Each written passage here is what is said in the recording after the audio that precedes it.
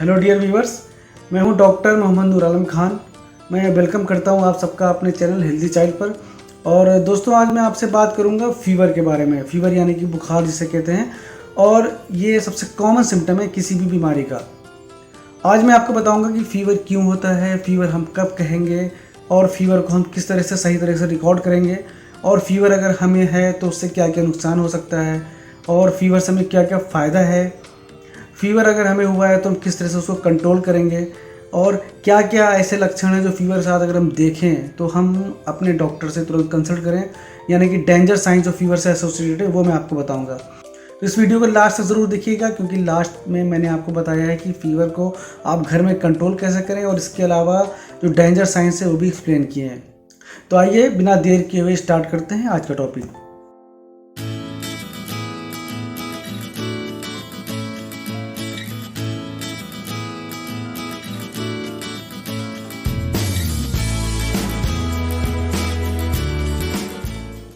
तो दोस्तों, फीवर यानी कि बुखार, इसका मतलब ये होता है कि हमारी बॉडी का जो टेम्परेचर है जो वो नॉर्मल से ज़्यादा है।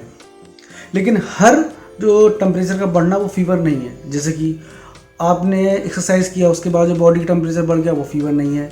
आप बाहर से गर्मी में टहल के आए, धूप में आप थे, और उसके वजह से बॉडी में आपके जो हीट प्रोडक्शन ज़्यादा हो गया या हीट का एब्जॉर्प्शन ज़्यादा हो गया, तो उससे जो बॉडी का टेम्परेचर बढ़ा हुआ वो भी फीवर नहीं है। या आपने ल्यूक वार्म वाटर से आपने बाथ लिया है, गर्म पानी से आपने नहाया है, और उसकी वजह से तापमान बढ़ा हुआ है, तो ये भी फीवर नहीं है। फीवर होता है, कंट्रोल होता है हमारे ब्रेन से। ब्रेन के अंदर एक सेंटर होता है जिसे हम हाइपोथैलेमस कहते हैं। वहाँ पर एक थर्मोस्टेट होता है। थर्मोस्टेट आपने देखा होगा, जो मतलब उस थर्मोस्टेट से बॉडी का जो टेम्परेचर है वो सेट होता है। जैसे कि आप एयर कंडीशन में या माइक्रोवेव में आप एक टेम्परेचर सेट कर देते हैं कि हाँ, इस टेम्परेचर को हमें चाहिए, ये हमारी रिक्वायरमेंट है। वैसे ही नेचर ने, ऊपर वाले ने, हमारे ब्रेन ने भी हमारा एक टेम्परेचर सेट कर रखा है कि बॉडी का टेम्परेचर इसके बीच में होना है। ये 97 से 100 डिग्री के बीच में बॉडी का जो टेम्परेचर है, कोर टेम्परेचर की मैं बात कर रहा हूँ, उसको सेट रखता है। 97 से 100 के बीच में फ्लैक्चुएट करता है। जो बॉडी का टेम्परेचर है वो जो मॉर्निंग के टाइम पे थोड़ा सा कम होता है, और इवनिंग के टाइम पे थोड़ा सा ज़्यादा होता है। ये फ्लैक्चुएट करता है, एज वाइज भी फ्लैक्चुएट करता है। बच्चों में थोड़ा सा ज़्यादा होता है, और जो जैसे जैसे हमारी एज बढ़ती है तो बॉडी का जो टेम्परेचर है वो थोड़ा सा कम रहता है। इसके अलावा कुछ फिजियोलॉजिकल चेंजेस होते हैं, जैसे कि मेंस्ट्रुएशन के टाइम, या प्रेगनेंसी में, या और भी जो लोग मेडिसिन ले रहे हैं, या किसी को थायराइड ज़्यादा बन रहा है, उस वजह से बॉडी का टेम्परेचर बढ़ सकता है। अब आइए बात करते हैं इसको हम रिकॉर्ड कैसे करेंगे ईजिली।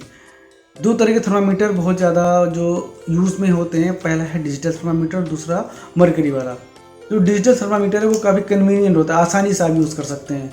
आपने 30 सेकंड तक लगाया, 30 सेकंड में टेम्परेचर रिकॉर्ड हो जाता है, और उसको इंटरप्रेट करना आसान है। उसका जो रीडिंग है वो आप आसानी से देख सकते हैं। आपको बस यहाँ पर एक नंबर देखना होता है, नंबर जो लिखा है वो आप देख के जान सकते हैं। और इसके कुछ नुकसान ये हैं कि ये कैलिब्रेशन पे डिपेंड है। कैलिब्रेशन में अगर कुछ एरर है तो ये टेम्परेचर ज़्यादा भी दिखा सकता है और कम भी दिखा सकता है, फॉल्स दिखा सकता है। इसके अलावा थोड़ा सा कॉस्टली है। और जो मरकरी वाला थर्मामीटर है उसको यूज़ करना थोड़ा सा मुश्किल है, क्योंकि उसका इंटरप्रिटेशन, उसको देखना, मरकरी का जो रीडिंग है उसको देखना थोड़ा सा मुश्किल होता है। इसके अलावा वो उसमें करीब 2 से 3 मिनट तक आपको बॉडी में लगा के रखना पड़ता है, उसमें अगर आपको रिकॉर्ड करना है। लेकिन उससे फ़ायदा ये है कि वो बिल्कुल एक्यूरेट होता है, उसमें कैलिब्रेशन की ज़रूरत नहीं होती। उससे जो आप टेम्परेचर रिकॉर्ड करेंगे वो बिल्कुल सही टेम्परेचर होता है, उसमें किसी तरह की कैलिब्रेशन की ज़रूरत नहीं होती है, और वो चीप भी होता है, सस्ता होता है डिजिटल के मुकाबले में। आजकल बहुत से लोगों को मैं देख रहा हूँ जो इंफ्रारेड थर्मामीटर यूज़ कर रहे हैं, जो कि 2 से 5 हज़ार के बीच में आता है। इंफ्रारेड थर्मामीटर वो घर में यूज़ करने के लिए नहीं है, इतना आपको मनी खर्च करने की ज़रूरत नहीं है। वही काम इन छोटे 20 से 30 रुपए के जो थर्मामीटर है इनसे हो रहा है, तो आप 2 से 5 हज़ार रुपये क्यों खर्च कर रहे हैं।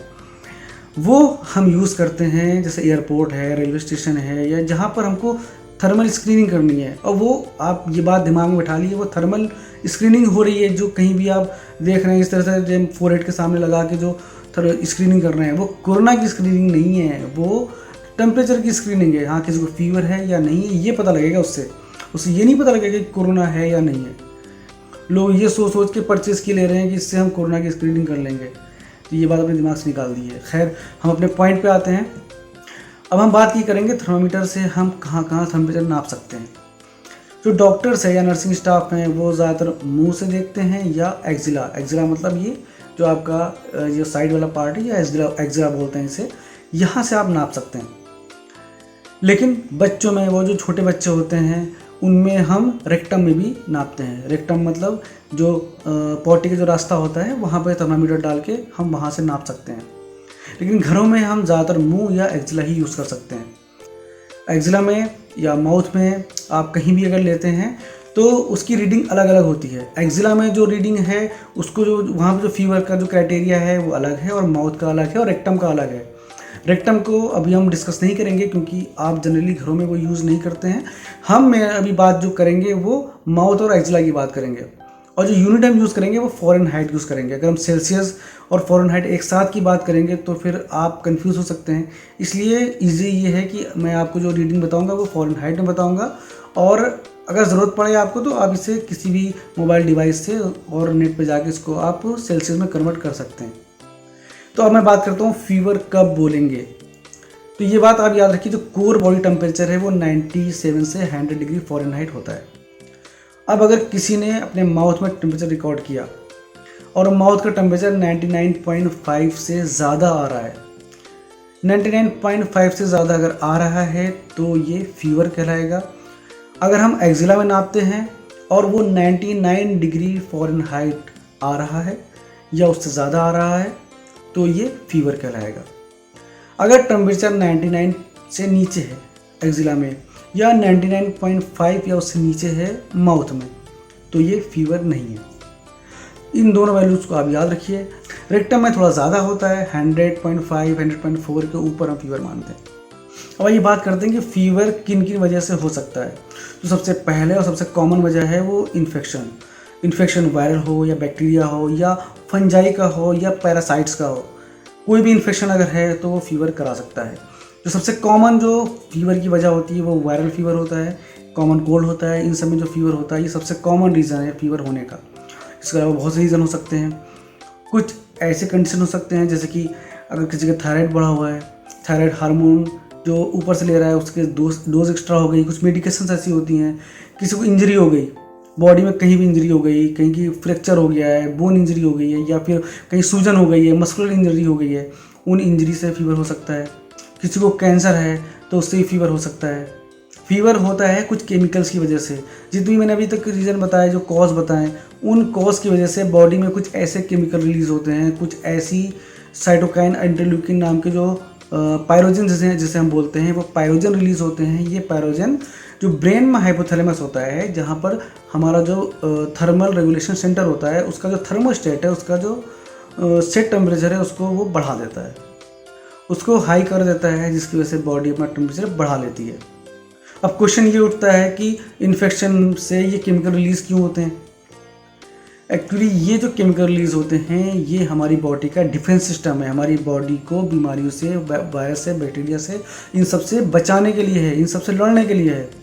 जो वायरस और बैक्टीरिया की ग्रोथ है, जब फीवर होता है, हाई टेम्परेचर बॉडी का होता है तो उनकी ग्रोथ रुक जाती है और वो किल हो जाते हैं। ये जो फीवर होता है, ये फीवर जो पहले के टाइम पे जब एंटीबायोटिक्स नहीं थे जिस टाइम पे, उस टाइम पे ये फीवर और ये सब चीज़ें जो थी वो बीमारी को, या जो बैक्टीरिया और वायरस थे उनको मारते थे। उनके एंटीबायोटिक उस टाइम नहीं थे हमारे पास। ये फीवर ही लड़ता था उन पैथोजन से, उन जो बीमारी पैदा करने वाले जो माइक्रो ऑर्गेनिज्म हैं उनसे। तो फीवर एक डिफेंस मैकेनिज्म है, फीवर अच्छी चीज़ है। बस फीवर जब ज़्यादा होता है तो हमें परेशानी होने लगती है। छोटे बच्चों में अगर फीवर बहुत ज़्यादा बढ़ जाता है, 104 डिग्री के आसपास अगर हो गया तो उनको दौरे भी पड़ सकते हैं, जिसे हम फेब्राइल सीजर कहते हैं।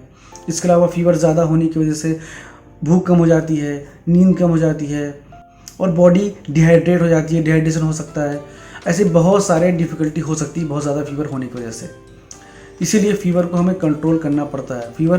फीवर का इलाज हमें नहीं करना है, फीवर को कंट्रोल करना होता है। अगर आपका फीवर मान लीजिए 100 के आसपास है तो कोई ज़रूरत नहीं है आपको एंटीपायरेटिक लेने की, कोई ज़रूरत नहीं है आपको कोई मेडिकेशन इस तरह की लेने की।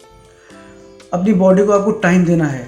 अगर वायरल फीवर है, वायरस का अगर इन्फेक्शन हुआ है, तो ये फीवर अगर आपको है, ये फीवर अगर मेंटेन है, अगर कंट्रोल वे में फीवर है, बहुत ज़्यादा हाई ग्रेड फीवर नहीं है, तो ये उस वायरस से लड़ने में मदद करेगा आपको। फीवर का जो पैटर्न है उसको देख के आप समझ सकते हैं कि आपको किस तरह की बीमारी हुई है। जैसे कि अगर मान लीजिए फीवर है, आपको फीवर के साथ आपको सांस लेने में दिक्कत हो रही है, फीवर के साथ आपको खांसी आ रही है, तो हो सकता है कि आपका जो लंग है उसमें इन्फेक्शन हुआ है, आपको निमोनिया हुआ है।